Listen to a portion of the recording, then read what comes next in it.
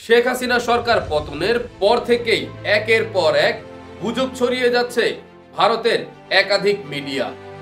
সম্প্রতি দেশটির গণমাধ্যমের এমন অপতৎপরতা বেড়েছে কয়েক গুণ। বাংলাদেশ নিয়ে অপতথ্য ছড়িয়ে অস্থিতিশীল করার চেষ্টা চালাচ্ছে তারা। এর বিরুদ্ধে রুখে দাঁড়ানোর এখনই সময়। এবার ভারতীয় গণমাধ্যমে বাংলাদেশ সম্পর্কে প্রচারিত প্রোপাগান্ডার তীব্র সমালোচনা করলেন জনপ্রিয় ইসলামী আলোচক মিজানুর রহমান আজহারী। ভারতকে নিজের চরকায় তেলও দিতে বললেন তিনি। সম্প্রতি দেশে ফিরেছেন জনপ্রিয় ইসলামী আলোচক মিজানুর রহমান আজহারী। দেশে ফিরেই ২৭ ডিসেম্বর রাতে কক্সবাজারে এক তাফসিরুল কোরআন মাহফিলে যোগ দেন তিনি।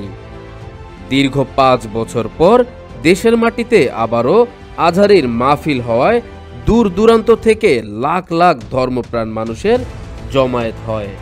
সেখানে ভক্ত জনতার ভিড় ঠেলে মঞ্চে উঠতেই রীতিমতো হিমশিম খেতে হয় আজহারীকে। মাহফিল থেকে জাতীয় ঐক্যের ডাক দিয়েছেন জনপ্রিয় এই ইসলামী বক্তা। মাহফিল থেকে জাতীয় ঐক্যের ডাক দিয়েছেন জনপ্রিয় এই ইসলামী বক্তা। তিনি বলেন, দেশে শান্তিপূর্ণভাবে বসবাসের জন্য জাতীয় ঐক্যের চাইতে মোক্ষম হাতিয়ার আর কিছুই নেই। যে কোনো ধরনের কনস্পাইরেসি, ষড়যন্ত্র, আধিপত্যবাদ মোকাবেলায় জাতীয় ঐক্যের চেয়ে মোক্ষম হাতিয়ার আর নাই। এজন্য দেশের এমন সময়ে দলমত নির্বিশেষে সবাইকে ঐক্যবদ্ধ হতে হবে। মিজানুর রহমান আজহারী বলেন, গত ৫০টি বছর দেশে নৈরাজ্য চলেছে। সাম্প্রতিক সময়ে নোবেল বিজয়ী ব্যক্তিত্ব প্রফেসর ডক্টর মোহাম্মদ ইউনূসের কথায় গোটা দেশ ঐক্যবদ্ধ হয়েছে। দেশের মানুষ আর অশান্তিতে থাকতে চায় না, সবাই শান্তি চায়। এ সময় ভারতকে উদ্দেশ্য করে মিজানুর রহমান আজহারী বলেন, আমাদের দেশ নিয়ে আমাদের যতটা না টেনশন, প্রতিবেশী দেশ ভারতের তার চেয়ে অনেক বেশি টেনশন।